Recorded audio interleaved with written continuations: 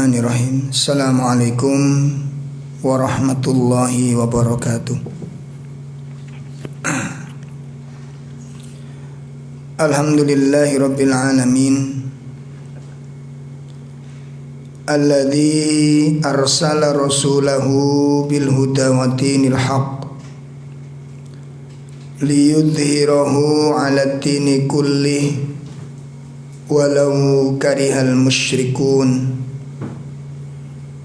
Ashhadu an la ilaha illallah wahdahu la syarika lah, wa ashhadu anna Muhammadan abduhu wa rasuluh.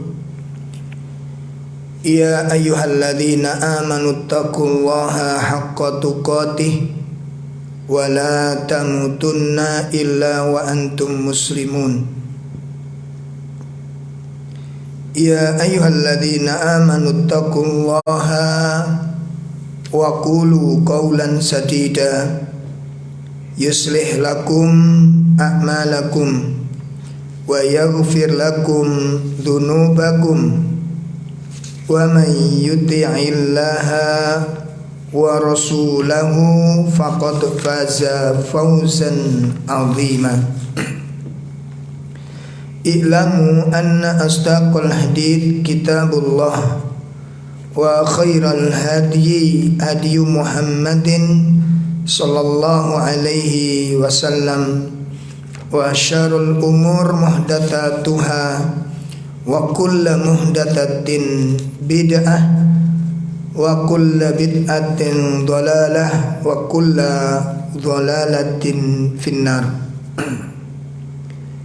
Ikhwatul iman rahimani wa rahimakumullah, kepada bapak-bapak, ibu-ibu jamaah majelis taklim dimanapun berada. Alhamdulillah, pada pagi ini kita bisa bermuwajahah kembali, bisa bertatap muka kembali melalui kajian rutin kita bersama dengan kita Majelis Taklim Jalan Komering Surabaya. Kita berharap kepada Allah mudah-mudahan pertemuan demi pertemuan yang kita selenggarakan semoga menjadi aktivitas yang diridhoi Allah Subhanahu wa taala. Ilmu-ilmu yang kita pelajari mudah-mudahan mengantarkan kita untuk bisa meraih kekhusyuan di dalam hati kita. Amalan-amalan yang kita telah lakukan mudah-mudahan menjadi wasilah semakin dekatnya kita kepada Allah Tabaraka wa Ta'ala, dan zikir-zikir, ibadah-ibadah yang kita lakukan, baik ibadah dengan lisan, ibadah dengan perbuatan, ibadah dengan hati yang kita lakukan, mudah-mudahan mengantarkan kita untuk mencapai maghfirah, mencapai rahmat, dan mencapai keridhaan Allah Tabaraka wa Ta'ala. Jamaah pengajian majelis taklim yang semoga dimuliakan Allah, doa kami untuk antum semua, mudah-mudahan antum, keluarga, dan seluruh anak-anak kita dan kaum muslimin dimanapun berada, semoga senantiasa mendapatkan inayah dari Allah, semoga senantiasa mendapatkan limpahan rahmat dan keberkahan dari Allah. Semoga Allah menjaga kita dan keluarga kita dari segala fitnah-fitnah dunia dan fitnah agama, dan semoga Allah menjadikan kehidupan kita senantiasa berada di atas keislaman, dan semoga Allah jadikan kematian kita di atas keimanan kepada Allah Ta'ala. Amin ya rabbal alamin. Jamaah sekalian yang dimuliakan Allah, pagi ini kita akan mempelajari satu tema sebagai lanjutan dari kajian Tazkiyatun Nufus untuk membuka tabir rahasia yang sangat agung, ya, tentang perjalanan golongan manusia yang dimuliakan Allah Subhanahu wa taala. Golongan-golongan ini yang dipilih oleh Allah. Golongan-golongan ini yang telah dipilih oleh Allah untuk menjadi pendampingnya Nabi sallallahu alaihi wasallam. Mereka itu tidak lain adalah ashabun Nabi sallallahu alaihi wasallam, yakni para sahabatnya Nabi sallallahu alaihi wasallam. Ada sebuah rahasia yang sangat agung yang mereka miliki, yang kita sebagai kaum muslimin yang hidup di akhir zaman ini untuk mengetahui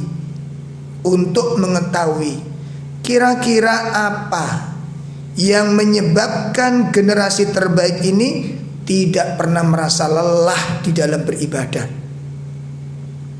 Ya, apa yang membuat mereka itu termotivasi dari setiap keadaan? Apa yang membuat mereka itu bisa berdiri tegak di atas gelombang-gelombang ujian? Ini perlu kita ketahui, pasti itu ada rahasianya. Ya, tidak mungkin kalau mereka tidak memiliki keistimewaan yang tersembunyi. Sehingga kalau kita pelajari tentang tarikh kehidupan para sahabat, itu adalah generasi yang sangat unik dan sangat menakjubkan. Sehingga tidak berlebihan ketika Allah Subhanahu wa taala menempatkan generasi sahabat ini adalah generasi terbaik yang dilahirkan oleh Allah taala, ya, yang dilahirkan oleh Allah taala, dikeluarkan oleh Allah di tengah-tengah manusia, supaya manusia bisa mengambil keteladanan dari mereka semuanya ini. Allah Ta'ala memujinya di dalam firman-Nya, kuntum khaira ummatin ukhrijat linnas. Ini di dalam surah Al-Imran ayat 110, Allah Ta'ala menyatakan kuntum khaira ummah. Kalimat kuntum ini memiliki dua makna. Kalian, yang disebut kalian ini adalah kaum muslimin, orang-orang Islam, agama yang dibawa oleh Nabi Muhammad sallallahu alaihi wasallam. Ini yang dimaksud kalimat kuntum. Nah, namun persoalannya di sini adalah siapakah golongan muslim yang disebut kuntum kalian ketika ayat ini turun? Ya, tentu bukan sembarang muslim. Tentu tidak setiap muslim mendapatkan gelar kuntum khaira ummat ini. Maka di sini dibagi menjadi dua. Yang pertama, kalimat kuntum ini bermakna khusus. Yang kedua bersifat umum. Yang bersifat khusus, kalimat kuntum kalian, wahai umat Islam, umatnya Nabi Muhammad ini adalah sebaik-baik umat. Karena pada ayat ini turun tidak ada orang muslim yang lain kecuali para sahabat. Ya, kecuali para sahabat. Maka secara khusus ayat ini ditujukan kepada para sahabat. Para sahabat adalah generasi terbaik ukhrijat linnas, yang dikeluarkan oleh Allah di tengah-tengah manusia.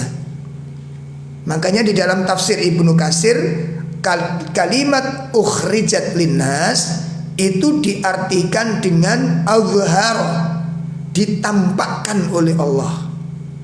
Ya, ditampakkan oleh Allah di tengah-tengah manusia. Kenapa kok ditampakkan di tengah-tengah manusia? Supaya para sahabat ini bisa menjadi teladan, bisa menjadi qudwah, menjadi cermin setiap umat setelahnya nanti untuk mengikuti jejak mereka. Ini makanya ini secara khusus. Adapun secara umum adalah setiap umat Islam yang mengikuti mereka dari memahami agama ini, mengikuti mereka cara berakidah, mengikuti mereka cara memahami dalil. Tidak setiap umat Islam berarti benar. Tidak setiap umat Islam mendapatkan gelar kuntum khairu umat ini. Jadi umat Islam ini bisa meraih gelar generasi terbaik sebagaimana yang Allah berikan kepada para sahabat, dengan catatan apabila umat Islam ini mengikuti jejak mereka, mengikuti cara beragama mereka, mengikuti cara berakhlak mereka, dan bagaimana cara memahami dalil baik dari Al-Quran maupun Sunnah.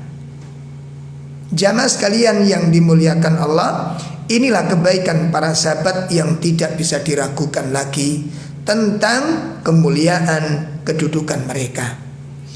Ini kalau kita pelajari dari sisi dalil. Adapun kalau kita pelajari bagaimana aktivitas para sahabat yang Masya Allah sulit kita menirunya ini. Dari mana kesulitannya ini? Ya, dari sisi mana kita mengalami kesulitan mengikuti jejak para sahabat ini? Kesulitannya itu adalah pada komitmen mereka di dalam beragama. Makanya kita harus selalu memohon pertolongan kepada Allah Ta'ala, ya, agar Allah memberikan kekuatan, agar Allah memberikan hidayah taufik kepada kita, agar kita diberi kemudahan untuk mengikuti jejak mereka. Ya. Nah, jamaah sekalian yang dimuliakan oleh Allah. Nah, kalau kita lihat kisah, makanya ada namanya tarikh para sahabat. Coba kita pelajari dari mulai Abu Bakar, dari mulai Umar, kemudian Utsman bin Affan, Ali bin Abi Thalib, dan sahabat-sahabat yang lainnya. Bagaimana kedahsyatan ibadah mereka. Bagaimana Abdurrahman bin Auf menginfakkan 700 kendaraan beserta isinya. Bagaimana Utsman menginfakkan 1000 kendaraan bersama isinya. Dan itu bukan cuma itu saja. Bukan cuma itu saja. Mereka hampir tidak pernah berhenti untuk melakukan sebuah amalan-amalan yang sangat mengagumkan. Dan bahasa yang saya pakai, mereka tidak pernah lelah di dalam beribadah kepada Allah. Mereka tidak pernah bosan di dalam melaksanakan ketaatan kepada Allah, apapun bentuk ketaatan tersebut. Ya, mereka tidak merasa jemu di dalam melaksanakan ketaatan kepada Allah. Justru ketika mereka merasakan sesuatu yang tidak sama, ya, ketika dalam pengajian, ketika bertemu bermajelis dengan Nabi, waktu pulang kok ada rasa beda, mereka sudah khawatir. Ini saya sudah terjatuh dalam kemunafikan ini. Subhanallah. Maka pagi ini kita akan membahas rahasia yang sangat agung, kenapa para sahabat tidak pernah merasa lelah di dalam beribadah kepada Allah Ta'ala. Mudah-mudahan kita bisa mengambil faidah dari kisah-kisah yang sangat menarik ini. Sebab yang pertama, mengapa para sahabat tidak pernah merasa lelah dalam beribadah? Karena mereka telah mengenal kedudukan dunia ini dengan pengenalan yang sebenar-benarnya. Ini pertama. Ya, ini pertama. Mereka mengenal betul tentang kedudukan dunia ini, sehingga mereka tidak disibukkan dengan dunia. Karena mereka tahu, paham, ya, kedudukan kehidupan dunia ini kayak apa. Kemudian mereka memahaminya melalui firman Allah Subhanahu wa Ta'ala. Bisa kita lihat di dalam surat Al-Ankabut. Mari ibu-ibu kita simak mushafnya, kita keluarkan mushafnya. Kita lihat surat Al-Ankabut surat 29 pada ayat 64. Di ayat tersebut Allah Subhanahu wa taala menjelaskan, A'udzu billahi minasy syaithanir rajim. Wa ma hadhil hayatud dunya illa lahu wa la'ib wa innad daral akhirata lahiyal hayawan law kanu ya'lamun.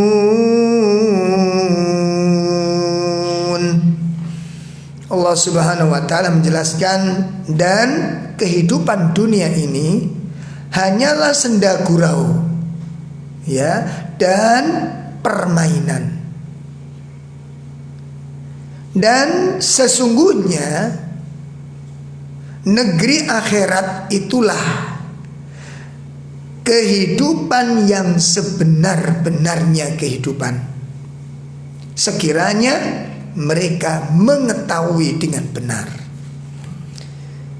Ayat ini menjelaskan dua persoalan. Yang pertama, Allah menjelaskan tentang persoalan kehidupan dunia. Allah menjelaskan, wa ma hadhil hayatud dunya illa la'ibun illa lahwun wa la'ib. Kehidupan dunia ini tidak lain adalah senda gurau dan permainan.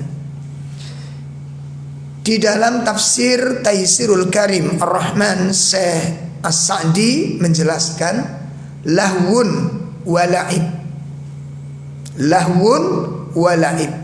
Apa itu lahwun? Permainan. Artinya bahwa segala persoalan dan peristiwa di dunia ini itu bukan peristiwa yang sebenar-benarnya. Contoh, orang mendapat nikmat. Orang mendapat nikmat.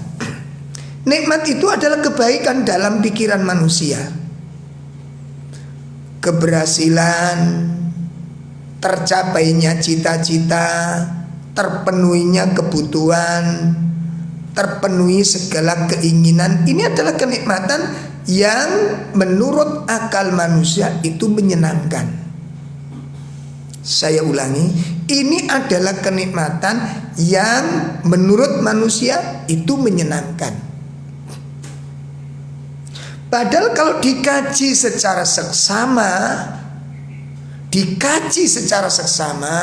dengan logika yang sehat, pendalaman akal, nalar yang bersih, ternyata di dalam kenikmatan yang diraih oleh manusia dalam kehidupannya tidak sepenuhnya membawa kebaikan. Ini yang dikatakan la'ibun wa lahwun. Lahwun wa la'ib. Di dalam kenikmatan itu tidak sepenuhnya terdapat kebaikan. Berapa banyak orang menemukan kesuksesan, tapi di situ justru membawa bencana dalam kehidupannya. Orang mencalonkan diri menjadi pemimpin, begitu terpilih nikmat, orang mungkin sujud syukur, pendukungnya mungkin bahagia karena dia telah menemukan kemenangan. Ternyata itu merupakan jebakan dari diri kita, jebakan dunia untuk apa? Memasukkan kita kepada lorong-lorong dosa yang begitu banyak, di mana kebaikan, kesuksesan terpilihnya seseorang menjadi pemimpin, ya, terperosok di dalam jurang-jurang maksiat yang begitu mengerikan. Ya, yang dulu dia itu jujur, kejujuran itu menjadi taruhan yang termahal di sana ini. Bisa enggak dia membawa kejujuran di dalam membawa kepemimpinannya ini? Sementara di sekitarnya ini ada sebuah sistem yang menghancurkan kejujuran itu. Bukankah ini sebuah musibah yang didapat yang berada di dalam kesuksesan itu? Ya, mungkin kita juga demikian. Kita usaha, mungkin para istri ingin berusaha tidak nganggur, ya, buka acara ini, buka usaha ini, buka usaha itu. Begitu usaha-usaha kita ini kok dibuka kemudahan oleh Allah, berhasil, diingat-ingat. Diingat-ingat apakah di dalamnya pasti membawa kebaikan. Ternyata ketika dikaji dengan baik, dikaji dengan benar, tidak semua, saya ulangi, tidak semua kenikmatan membawa kebaikan. Karena kesibukan-kesibukan kita dengan usaha-usaha yang harus ditangani dan harus kita awasi setiap saat, kita terputus, mulai berkurang silaturahim dengan orang tua. Komunikasi dengan suami mulai berkurang. Kenapa? Karena kita sudah punya kesibukan. Dan tidak sedikit wanita-wanita karir durhaka kepada para suaminya. Kenapa? Karena penghasilan sudah dia dapat berlebih dibandingkan dengan suaminya. Kebaikan macam apa ini ayyuhal ikhwah? Ini yang dipahami oleh para sahabat. Wa ma hadhil hayatud dunya illa lahun wa laib. Ini yang pertama, dikatakan dunia ini permainan dan senda gurau. Yang kedua, dikatakan laibun walahun adalah semua berakhir dengan sesuatu yang tidak menyenangkan. Dunia itu begitu. Senang, setelah itu susah. Tidak ada satu kenikmatan pun di dunia ini secara abadi. Selalu terkait inna ma'al usri yusra. Selalu digandengkan kesulitan dengan kemudahan, kenikmatan dengan kesedihan, kebahagiaan dengan penderitaan. Itu selalu digandeng dalam kehidupan dunia ini. Coba renungkan dengan baik. Renungkan dengan baik. Mana yang abadi? Nikmat. Nggak ada ceritanya demikian. Selalu digandengkan, selalu dihubungkan. Ini dunia. Antum makan, ditraktir orang, dikasih adik orang, nikmat kita makan, kenyang, setelah itu susah. Kekenyangan masalah, penyakit ke dalam perut kita, ke tubuh kita. Ini yang dikatakan hadil hayatud dunya illa lahun walaib. Tidak sepenuhnya kenikmatan itu pasti nikmat terus. Ya, ini dari sisi kenikmatannya. Begitu pula tentang kepedihan-kepedihannya, penderitaan-penderitaannya, kemiskinan-kemiskinannya, kegagalan-kegagalannya. Tidak sepenuhnya kegagalan pasti buruk, tidak sepenuhnya. Bisa jadi musibah-musibah itu mengantarkan kepada kesuksesan, kedudukan yang tinggi, kemuliaan yang sangat agung, derajat yang sangat mulia, diawali dari musibah-musibah, ujian-ujian yang berat. Lihat bagaimana kisahnya Nabi Yusuf alaihissalatu wassalam. Allah anugerahkan kepada beliau saudara-saudara yang buruk sifatnya. Kita mengatakan saudara-saudara, kakak, adik semuanya membenci kita. Itu kebaikan apa keburukan? Itu keburukan. Orang pasti gak suka hidup seperti ini. Tapi justru karena itulah jalan yang akan mengantarkan beliau menuju kemuliaan yang tiada tara ini. Dari mana asalnya? Coba kalau saudara-saudaranya Nabi Yusuf ini orang-orang soleh, gak mungkin dia terbuang, gak mungkin dia keluar dari rumah, dan tidak mungkin hari ini kita mendapatkan sejarah dan teladan. Inilah pola pikir orang-orang yang cerdas. Harus digunakan kecerdasan. Bukan juga melihat seperti kita melihat makan, wah seneng melihat makanan, mungkin kambing guling, terus apalagi semuanya guling-guling gitu ya. Apa yang menyenangkan kita? Berarti kita tidak melihat di balik kesenangan semuanya ini. Apa artinya kita punya akal kalau cuma mikir nasi itu makanan kami, ikan makanan kami, sayur lauk kami, nggak mikir kepada yang lain. Dari mana sayuran ini? Dari mana rezeki ini datang? Siapa yang memberi? Itu pertama. Yang kedua apa? Saya sudah mensyukurinya apa belum?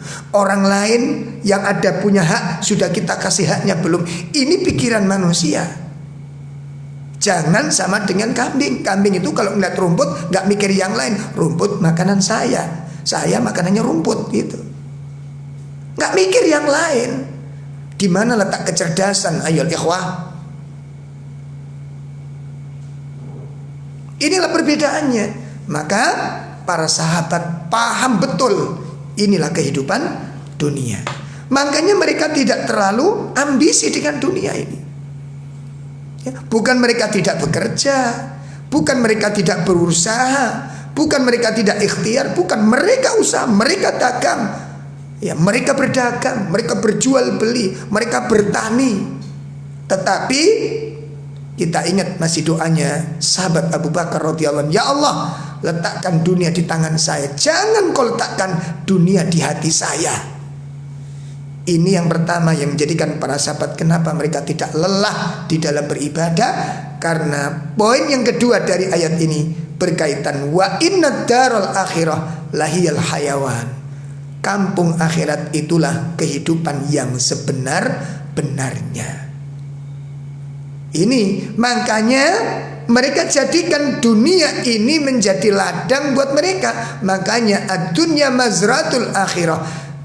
Dunia itu ladang menuju akhirat.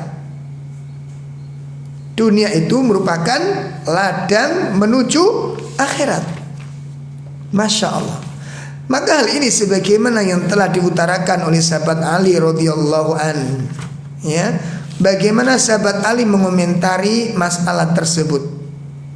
Ya, sahabat Ali mengomentari masalah tersebut.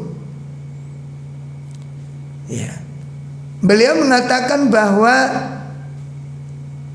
hari ini adalah hari untuk beramal. Ya, hari ini adalah hari untuk beramal. Dan tidak ada hisab. Al-yaum yaumul amal. Hari ini adalah hari untuk beramal, wala hisab, dan tidak ada hisab. Beramal. Kenapa? Kalau kita punya ladang 10 hektar terus kosong, tidak ada tanamannya. Bagaimana kita punya peluang benih-benih amal ada, ladang terbuka luas 10 hektar tidak tertanami sama sekali. Atau kita tanaminya 1-2 pohon saja, 10 hektar. 10 hektar. Tidak kita isi, atau kita punya 10 tambak, tidak ada seekor ikan pun di dalamnya. Atau kita hanya kasih beberapa ekor saja. Peluang ada, potensi ada, kesempatan ada, tempat ada, ladang tersedia, tapi kita tidak memiliki. Ini kehidupan para sahabat. Mereka tidak mau ada tanah yang kosong di dalamnya, kecuali terisi dengan tanaman-tanaman, pohon-pohon surga yang akan mereka tanam. Sehingga ketika mereka kembali, kata sahabat Ali apa? Ghadan, besok akhirat, yaumul hisab wala amalun. Besok itu hari hisab dan tidak lagi ada amal. Tinggal proses. Untuk apa hidupmu dihabiskan? Ya, untuk apa hidupmu dihabiskan? Makanya inilah yang menjadikan para sahabat kenapa mereka tidak pernah lelah. Mereka memahami tentang kedudukan dunia dan memahami tujuan mereka diciptakan oleh Allah Subhanahu wa taala. Untuk apa mereka diciptakan Allah taala ini? Tahu tujuan utama diciptakan dan tahu posisi kedudukan dunia bukan segala-galanya. Jamaah sekalian yang dimuliakan Allah, mari kita lihat sebuah nasihat yang sangat indah dari Khalifah Umar bin Abdul Aziz. Qala Umar bin Abdul Aziz fi khutbatihi, ketika beliau berkhutbah, isi khutbahnya apa? Inna dunya laysat bidari qararikum. Dunia ini bukan kampung tempat tinggal kalian. Dunia ini bukan tempat kampung tinggal kalian, bukan tempat tinggal untuk berdiam diri di sana, bukan. Ya, jadi dunia ini bukan kampung untuk mukim kita, bukan. Kataballahu alaihal fana. Allah telah menetapkan di dalam kitabnya bahwa dunia ini akan kehancuran. Dunia ini sudah ditetapkan, dunia ini akan hancur. Ya, dunia ini akan hancur, kita akan hancur, rumah kita akan hancur. Coba bayangin, coba renungkan, coba bayangin, hancur semuanya. Ya, semua yang kita miliki pun hancur. Allah sudah menetapkan dan tidak ada yang utuh, semuanya tanpa kecuali. Wa kataballahu ala ahliha minhad dha'n. Ya, dan Allah telah menetapkan, ya, dan Allah telah menetapkan kepada penghuni kubur ini apa ad-dha'n, akan kepergiannya. Ya, Allah telah menetapkan akan kebinasaan dunia, dan Allah menetapkan penghuninya pasti akan pergi meninggalkan dunia ini. Akankah kita akan meninggalkan kekayaan kita dan menyimpannya untuk kita tinggalkan? Inilah yang menjadikan para sahabat kenapa mereka tidak pernah lelah. Masya Allah. Kemudian nasihat yang kedua, berkata Al-Hasan, Imam Al-Hasan mengatakan, Ibnu Adam, innama anta baina rahilataini. Wahai anak Adam, kalian itu berada di antara dua kendaraan mutitaini yang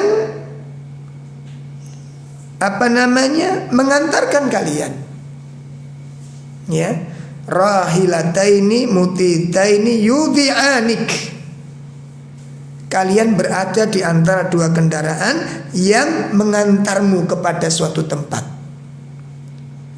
Yudhi'ukal lail ilan nahar. Perhatikan, kendaraan malam mengantarkan kalian menuju siang.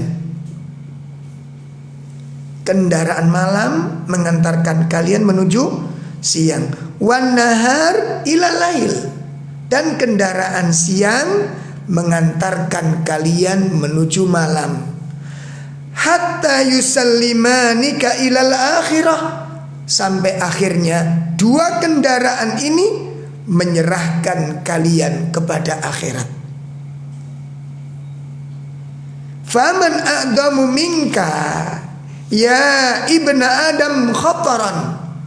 Ketika kalian sudah diserahkan oleh dua kendaraan kalian kepada akhirat, begitu kalian sudah masuk ke dalam akhirat, siapakah yang paling bernilai, yang paling besar nilainya di sisi Allah? Siapakah? Ya Allah ya Karim. Ayo ikhwah, renungkan kalimat yang terakhir ini. Kita semuanya akan meninggalkan dunia ini. Kita menaiki dua kendaraan antara siang dan malam. Ketika kita berada di atas malam, malam itu mengantarkan kita menuju siang untuk bertemu dengan siang. Begitu kita berada di atas siang, siang itu membawa kita untuk bertemu dengan malam, terus berganti sampai ajal begitu tiba. Begitu waktu yang sudah ditetapkan tiba, siang dan malam menyerahkan kita kepada akhirat, dan kita tinggalkan dunia siang malam ini menuju akhirat. Setelah kita kembali di akhirat, siapakah yang paling mulia nilainya di sisi Allah? Tidak ada lagi kebanggaan kepada kedudukan. Tidak ada lagi kebanggaan kepada harta. Tidak ada lagi kebanggaan kepada orang tua. Tidak ada lagi kebanggaan kepada nasab. Nasab terputus.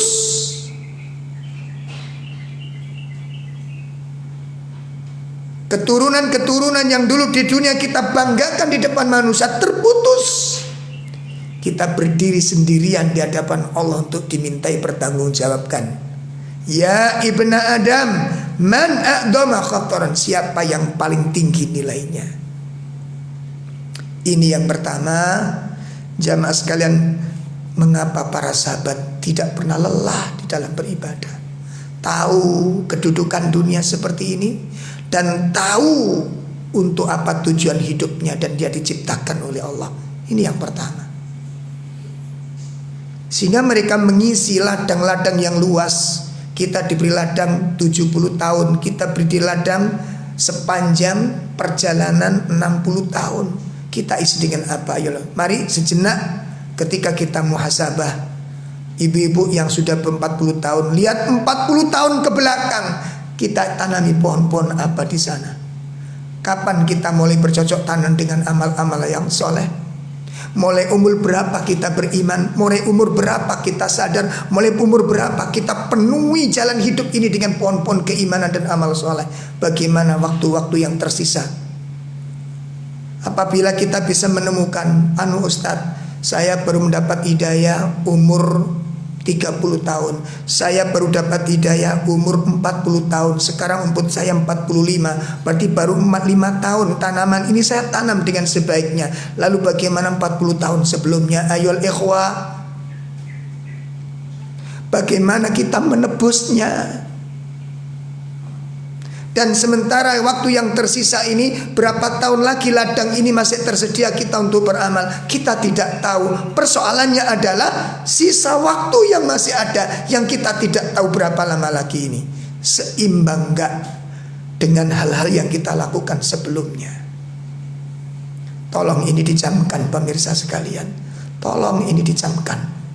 Itu hidup nanti hati kita insya Allah. Akhirnya kita punya fokus, bukan melihat sekarang saya mendapat hidayah, saya sudah banyak beramal. Coba evaluasi, tengok ke belakang sejenak. Mulai kita mengenal hidayah, saat pertama kali nasihat itu ngeresep ke dalam hati kita ini, yang kemudian merubah segala-galanya. Persoalannya adalah ketika kita waktu itu mulai sadar dari kelalaian yang panjang ini, apakah dosa-dosa kita sebelumnya kira-kira sudah terampuni? Kedoliman-kedoliman yang kita nggak mau tahu tentang keadaan orang lain. Kita sibuk dengan mengurusi tubuh, mengurusi perut, mengurusi tenggorokan, selera makan apa, selera kepingin minum apa ini. Sementara di tempat yang lain orang teriak-teriak dalam kelaparan dan kita tidak pernah mendengar. Telinga kita terasa tuli, mata kita terasa buta, mulut kita terasa bisu. Maka sisa waktu yang masih ada ini, mari kita jadikan sarana untuk menebus. Dan kita berharap kepada Allah, mudah-mudahan ini bisa mengimbangi, ya, bisa menambal kekurangan kita ini. Ini yang pertama yang harus dipahami. Ini yang menjadikan mengapa para sahabat tidak pernah lelah di dalam beribadah. Yang kedua, mengapa mereka tidak pernah lelah di dalam ketaatan? Kalau kita lihat para sahabat, ya Allah, begitu antusias mereka di dalam mentaati Allah Subhanahu wa taala. Nah, ternyata di situ kita pelajari yang menyebabkan mereka tidak pernah capek dan tidak pernah lelah. Ini bukan berarti terus beramal, bukan begitu. Perhatikan, mereka menjadikan waktu-waktunya dan posisinya menjadi sarana beribadah dan mendapatkan kebaikan. Yang posisinya menjadi orang tua, bagaimana posisi menjadi orang tua ini menjadi ketaatan dan ibadah kepada Allah. Yang posisinya menjadi anak, yang posisinya menjadi suami, yang posisinya menjadi istri, bagaimana posisi-posisi ini terisi dengan ketaatan, memiliki nilai-nilai ibadah, yang kemudian dengan posisi-posisi kita ini kita mendapatkan ganjaran dan balasan yang baik dari Allah Ta'ala. Apa sebabnya? Mereka tidak pernah lelah dalam ketaatan, disebabkan karena mereka menjadikan janji Allah dari amal ibadah yang mereka lakukan itu sebagai kebutuhan dan hajat mereka. Nih, sholat, mereka butuh di dalam sholat. Ada sesuatu yang dicari di dalam sholat. Mereka ingin dapatkan sesuatu dalam sholatnya. Makanya antum lihat mereka sholat, betul-betul dijaga sholatnya, waktunya, jamaahnya, tumakninahnya, rukuknya, sujudnya. Dan mereka betul-betul merasakan kecintaan dan kedamaian di dalam sholat. Karena ada sesuatu yang dicari. Di dalam sholat itu ada kebutuhan dia. Apa kebutuhannya? Satu, dia ingin sholat itu menjadikan takribnya kepada Sang Pencipta. Dia ingin mendekat dengan Sang Kekasih. Ibu, bapak, ketika sholat, apa yang kita cari dari sholat ini? Apa yang membuat kita tergerak untuk sholat?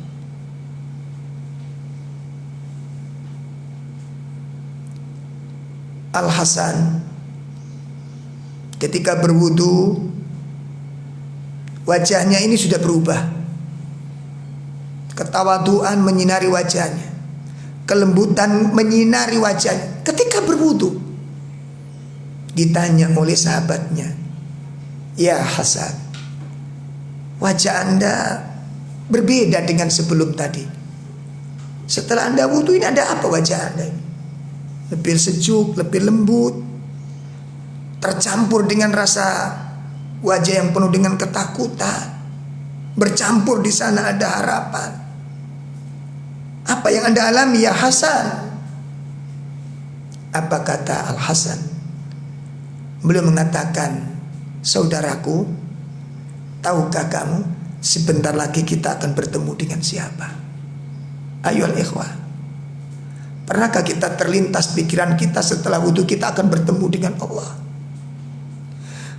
Pernahkah terlintas oleh pikiran kita setelah kita berwudhu menghadap kiblat untuk menghadap Sang Pencipta, Ar-Razzaq, Al-Khaliq, Al-Malik, Al-Mudabbir? Kita menghadap dengan kehinaan kita, kita datang dengan kemiskinan kita, kita datang dengan kelemahan kita, kita datang dengan segala bentuk aib kita, menghadap kepada Sang Pemilik segala-galanya. Sadarkah? Sadarkah kita? Inilah yang kemudian kenapa sholat kita tidak ada rasanya. Ini yang menjadikan kenapa sholat ini gersang, hati ini hampa, kering. Sholat tiap hari kita lakukan, tapi kering. Tidak ada tumak ninah. Ayo ibu, ayo bapak, coba renungkan, kita berpikir keras. Apakah sholat yang selama ini kita lakukan, sujudnya sama, bacaannya sama? Persoalannya, apakah dengan sholat itu kita sudah kira-kira, sudahkah kita berhak mendapatkan panggilan, "Ya ayyatuhan nafsul mutmainnah," wahai jiwa-jiwa yang tenang? Apakah kita merasa terpanggil, jiwa kita sudah tenang?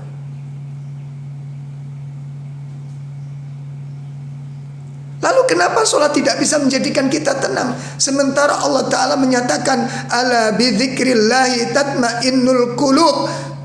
Ingatlah dengan berzikir kepada Allah, hati menjadi tentram. Kenapa?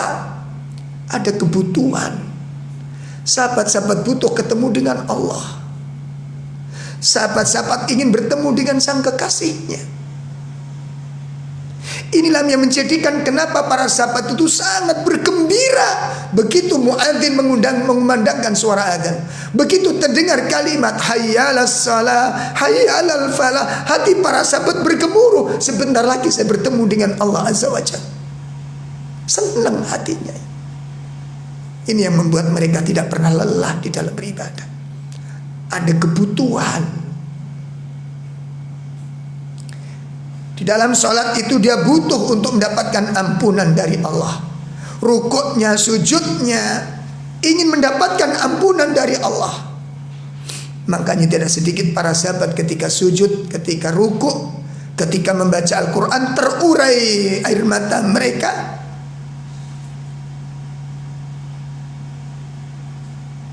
Air mata yang bening itu keluar dari kedua mata mereka, mengaliri pipi-pipi mereka. Antum baca riwayatnya Umar ibn Khattab radhiyallahu anhu. Di dahinya Umar itu ada 3 garis hitam-hitam. Garis-garis di dahinya Umar bin Khattab. Ada beberapa garis berwarna hitam. Dikatakan kenapa? Beliau banyak menangis ketika sholat. Menangis. Maka ibu bapak sekalian coba evaluasi sejenak. Ada satu pertanyaan buat kita. Kapan terakhir kali air mata meneteskan karena Allah?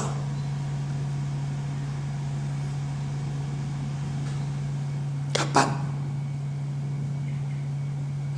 Pernahkah pipi ini dilewati air mata pertaubatan? Pernahkah pipi kita ini mengalir air mata kerinduan, mengharap amal ini diterima oleh Allah, mengharap dosa-dosa ini diampuni oleh Allah? Ayo ikhwah rahimani wa rahimakumullah.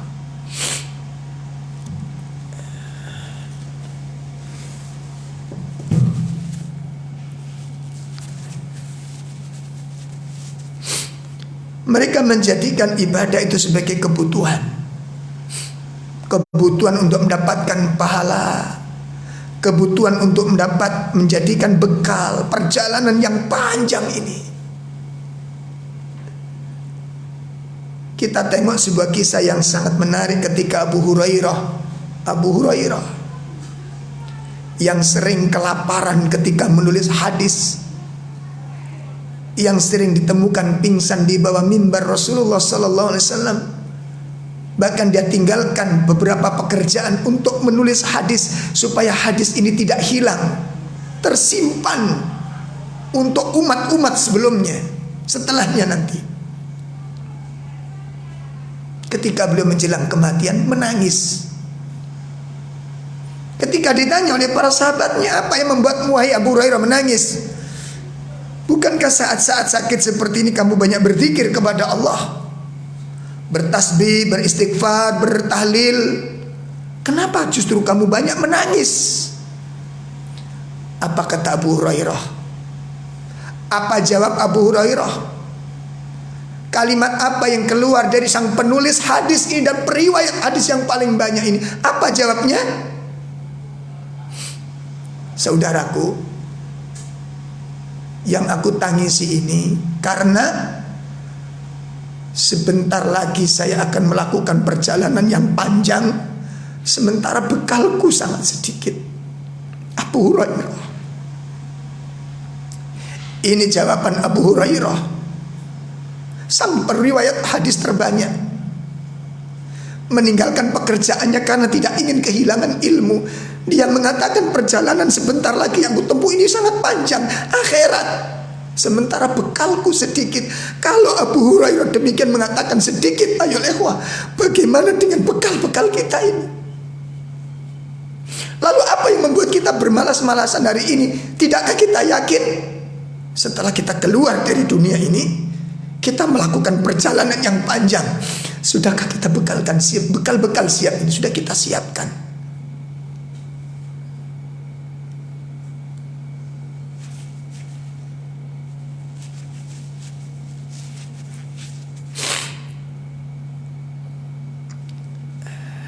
Ini yang membuat mereka tidak pernah lelah di dalam beribadah. Mereka butuh bekal. Yang namanya kebutuhan tidak pernah membosankan. Seperti para muslimat tidak pernah bosan memegang uang. Gak pernah bosan kita. Berapapun kita terima. Kenapa? Itu kebutuhan. Begitu indah itu ketika uang-uang itu ada di saku kita ini. Ada kebahagiaan ketika pegang uang itu. Kenapa? Ada bekal. Mereka menjadikan ibadah itu kebutuhan akhirat. Makanya tidak pernah puas. Mereka tidak pernah cukup dengan pahala. Mereka adalah orang-orang yang tamak terhadap pahala ini. Para sahabat, orang-orang yang tamak kepada pahala.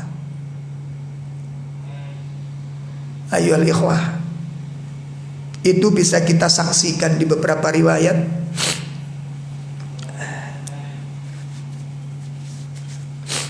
Yang pertama bisa kita lihat dalam sebuah hadis di dalam kitab Bahjatun Nadhirin, kitab Syarah Riyadhus Shalihin, terdapat pada hadis yang ke-89.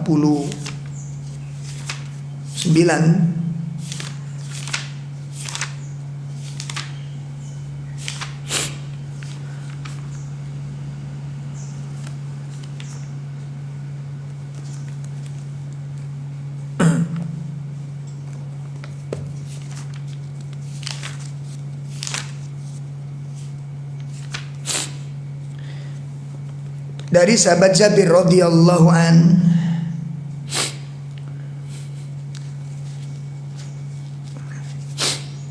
qala rajulun Nabi sallallahu alaihi wasallam. Dari sahabat Jabir radhiyallahu an, dia berkata, ada seorang laki-laki ya berkata kepada Nabi sallallahu alaihi wasallam yauma Uhud, pada saat perang Uhud. Jadi salah satu pasukan kaum muslimin itu bertanya kepada Nabi SAW, Araita in kutiltu fa aina ana? Masya Allah. Pasukan kaum muslimin ini bertanya kepada Nabi, wahai Rasulullah, bagaimana menurut pendapatmu wahai Rasulullah, jika aku terbunuh dalam perang Uhud ini? Bagaimana menurut pendapat Anda kalau hari ini aku terbunuh dalam perang Uhud ini? Apa kata Rasulullah? Beliau mengatakan fil jannah. Kalau benar niatmu dan lurus akidahmu, surga tempatmu. Begitu mendengarkan jawaban ini, fa'alqa tamaratin, dia lemparkan kurma kunna fi yadi, yang ada di tangannya ini. Dia lagi istirahat makan kurma. Begitu bertemu dengan Nabi, ketika Nabi memeriksa keadaan pasukannya, terus ketemu dengan salah seorang pasukan ini dan mengatakan, sebagaimana yang tadi kita sebutkan, bagaimana menurut pendapat Anda ya Rasulullah kalau sampai aku terbunuh di perang Uhud ini? Nabi mengatakan fil jannah, surga tempatmu. Begitu mendengarkan surga, kurma yang lagi dimakan dengan lagi istirahat dibuang jauh-jauh, dibuang, dilemparkan. Summa qatala hatta qutila. Kemudian dia melari kepada medan peperangan dan bergabung dengan pasukan kaum muslimin, padahal dia ada waktu istirahat, dia bergantian dengan kaum muslimin yang lainnya. Begitu dikabari kalau dia terbunuh masuk surga, dia tinggalkan kurmanya, kemudian dia lari menerjang ke tengah-tengah musuh dan kemudian terbunuh. Apa pelajaran yang kita bisa petik? Syekh Salim bin Al-Hilal mengatakan, al-musari'atu bi fi'lil khairat. Hadis ini menunjukkan tentang keharusan seseorang untuk bersegera di dalam melakukan kebaikan-kebaikan. Wa adamul insighal bisyahwat, dan tidak menyibukkan diri dengan sesuatu yang menyenangkan hati saja. Ya, enggak disibukkan dengan sesuatu yang nuruti kesenangan hati. Tidak disibukkan untuk nuruti keinginan hati. Dan itu ternyata ini penyakit umat hari ini, termasuk kita di dalamnya. Kenapa baca ini nggak bisa baca Quran, nggak sempat? Karena nuruti senangnya hati. Hati ini lagi senang menikmati berita-berita di YouTube, berita-berita di Facebook, berita-berita chattingan kesana kemari yang mungkin belum tentu ada faedahnya. Quran ditinggalkan, sholat duha ditinggalkan, sedekah ditinggalkan. Untuk apa? Disibukkan dengan sesuatu yang menyenangkan hati. Pelajaran pertama. Pelajaran yang kedua adalah syiddatu syuq sahabah. Hadis ini menunjukkan tentang besarnya kerinduan, seriusnya kerinduan para sahabat lil jannati, untuk mendapatkan surga, wa hirsuhum ala dukhuliha, dan kemauan yang sangat kuat untuk bisa masuk ke dalam surga. Ini dibuktikan dengan bukti yang nyata dengan amal ini.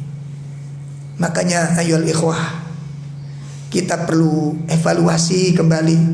Benarkah kita ingin menjadi penghuni surga? Jujurkah kita berdoa, ya Allah, Allahumma inni nas'alukal jannah, aku minta kepadamu surga. Lalu bagaimana ketika kita minta kepada surga, pintu surga terbuka luas dan tidak satu pun kita masuki? Atau ada sekitar sekian puluh pintu surga yang kita masuki cuma satu. Sementara peluang itu ada, kemampuan itu ada, kesempatan itu ada. Lalu apa yang menjadi penghalang ini ya ikhwah? Ternyata yang menghalang itu adalah kita belum menjadikan amal itu sebagai kebutuhan buat kita. Sahabat-sahabat tidak, sahabat-sahabat sangat butuh dengan itu. Makanya ada pertanyaan-pertanyaan yang diajukan oleh mereka. Pertanyaan-pertanyaan itu meliputi antara surga dan neraka. Masya Allah. Kemudian kita lihat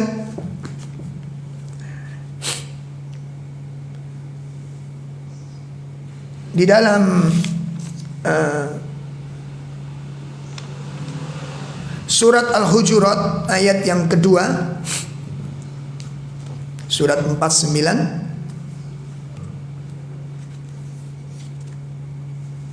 ayat yang kedua.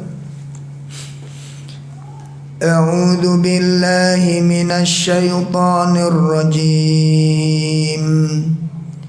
Ya ayyuhalladzina amanu la tarfa'u aswatakum fawqa sautin nabi wa la tajharu lahu bil qawli ka jahri ba'dikum li ba'din an tahbata a'malukum wa antum la tash'urun.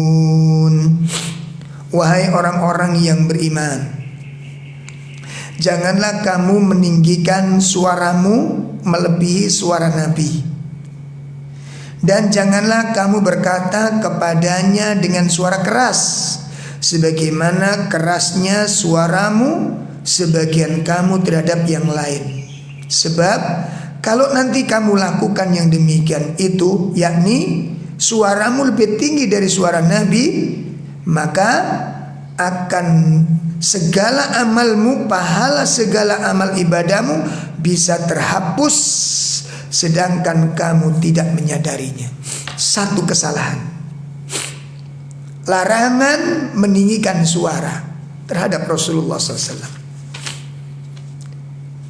Dalam Sahih Bukhari, hadis yang diriwayatkan oleh sahabat Anas bin Malik, suatu hari Nabi ketika bermajelis mencari sahabat yang namanya Sabit bin Qais. Kok gak kelihatan gitu. Ditanya kepada, kamu lihat gak bagaimana kabar Sabit bin Qais? Gak kelihatan dalam majelis ini. Itu sudah beberapa hari setelah turunnya ayat ini. Dia menghindar untuk bertemu dengan Nabi SAW. Masya Allah, untuk menghindar. Bahkan dia tidak mau bermajelis kepada Nabi setelah turun ayat ini. Akhirnya ada seorang sahabat yang mengatakan, ya Rasulullah, saya akan cari tahu kabarnya Sabit bin Qais, dan nanti kalau udah ketemu saya akan sampaikan kepada Anda bagaimana keberadaannya. Kemudian dia datang ke rumah Sabit bin Qais. Begitu sampai di rumahnya, ditemukan sahabat Qais itu duduk sendirian termenung dalam keadaan berduka yang sangat dalam. Sahabat ini menghampirinya bertanya, wahai Sabit bin Qais, Rasulullah menanyakan keberadaanmu. Sudah beberapa hari ini kamu tidak hadir di majelisnya Nabi, dan Nabi mencarimu. Apa katanya? Celakalah Sabit bin Qais. Celaka kata. Diulangkan celaka. Lalu sahabat ini mengatakan, kenapa kamu mengatakan demikian? Lalu Sabit bin Qais pun menjawab, tidakkah kamu mendengar ayat itu turun? Ya, saya sudah tahu ayat ini turun. Memangnya kenapa? Wahai saudaraku, aku ini Orang yang karakternya kalau ngomong itu keras. Dan itu memang sudah pembawaan dariku. Maka begitu mendengar ayat ini, maka seluruh pahalaku habis. Karena selama ini kalau ngomong dengan Nabi, suaraku terlalu tinggi. Masya Allah. Ayol ikhwah, ketakutan macam apa ini? Hanya berkaitan dengan suara, dia tidak mau keluar, dia mengurung dirinya. Karena takut pahalanya terhapus, karena suaranya tinggi. Bagaimana dengan perbuatan-perbuatan kita yang banyak menyelisih sunnah, berbenturan dengan sunnah, menabrak sunnah, melawan sunnah. Ini sahabat Qais. Lalu dia mengatakan, udah demikian hancurlah amalku, tidak tersisa amal-amal kebaikanku. Maka itulah aku mengurung diriku agar amal-amalku selamat, tidak hancur karena suaraku. Aku tidak mau bermaksiat kepada Nabi karena ayat ini. Akhirnya sahabat ini pun kembali datang kepada Nabi SAW. Diceritakan, ya Rasulullah, sahabat Sabit bin Qais mengurung dirinya karena ayat ini. Masya Allah, karena ayat ini. Dia tidak mau berjumpa dengan Anda karena memang kalau beliau itu suaranya tinggi. Dan memang itu karakternya, bukan karena ingin durhaka kepada Nabi. Dia mengatakan dia sudah tersiksa, dia sudah celaka. Dan dia mengatakan Sabit bin Qais sudah disiapkan neraka oleh Allah Ta'ala. Ya Allah, ayol ikhwah. Akhirnya Nabi mendengarkan perkataan itu. Nabi berkata kepada sahabat ini, apa katanya? Idhab ilai. Sekarang pergilah kamu kembali kepada Sabit bin Qais, temui dia.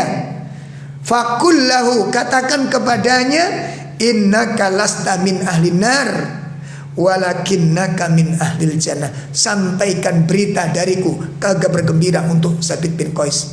Dia bukan ahli neraka, bahkan dia itu ahli surga. Masya Allah. Ayol ikhwah, sudahkah kita menjadikan posisi kita menjadi kebutuhan? Wahai para suami, tugas kita sebagai suami mendidik, mendampingi, merawat istri, menafkahi istri. Sudahkah itu kita jadikan kebutuhan, sehingga kita tidak pernah lagi capek mengurusi istri kita, sehingga kita tidak pernah lelah kita di dalam bersikap baik kepadanya, walaupun mungkin banyak kekurangan-kekurangan di sana sini. Tidak lelah, tidak capek. Kenapa? Itu ada kebutuhan untuk kita. Kebutuhan. Wahai para ibu-ibu, sudahkah posisi Anda dijadikan itu sebagai kebutuhan ketika bersama suami, ketika kita bersama dengan anak-anak? Sudahkah itu kita jadikan sebuah kebutuhan yang kemudian menjadikan kekuatan yang sangat dahsyat untuk selalu taat kepada Allah Ta'ala?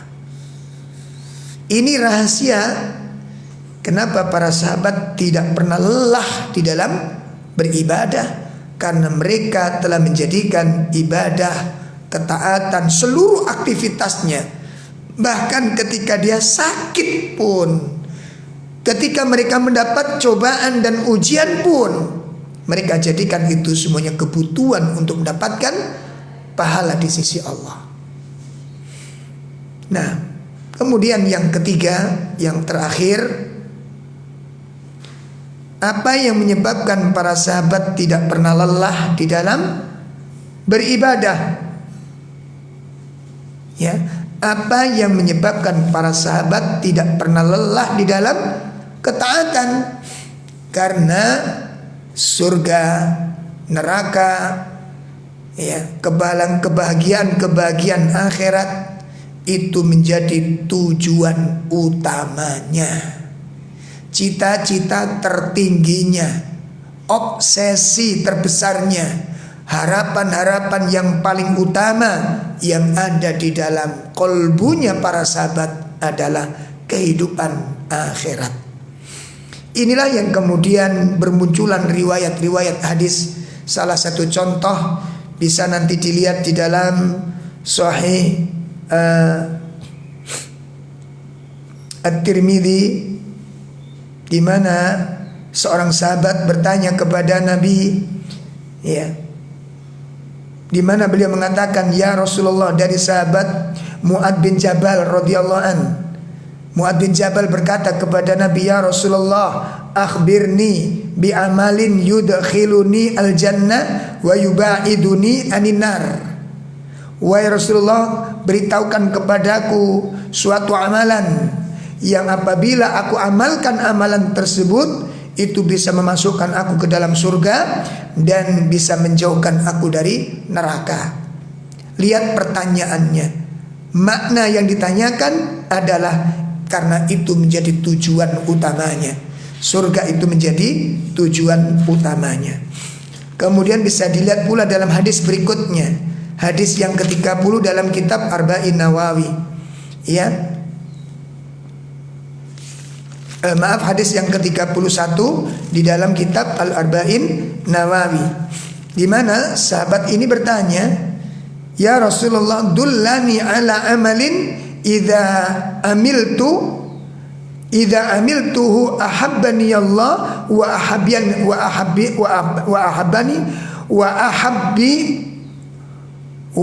ahabbani annas. Ya Rasulullah, tunjukkan kepadaku suatu amalan, jika aku amalkan, aku dicintai oleh Allah dan dicintai oleh manusia. Maka kalau kita lihat pertanyaan-pertanyaan para sahabat, amalan-amalan yang mereka lakukan, ya, sebagaimana dalam surat Al-Fatah, ya, pada ayat yang terakhir di sana mengatakan ciri-ciri pengikutnya Nabi Muhammad SAW, tarahum ruka'an sujjadan yabtaguna fadlan minallahi waridwana.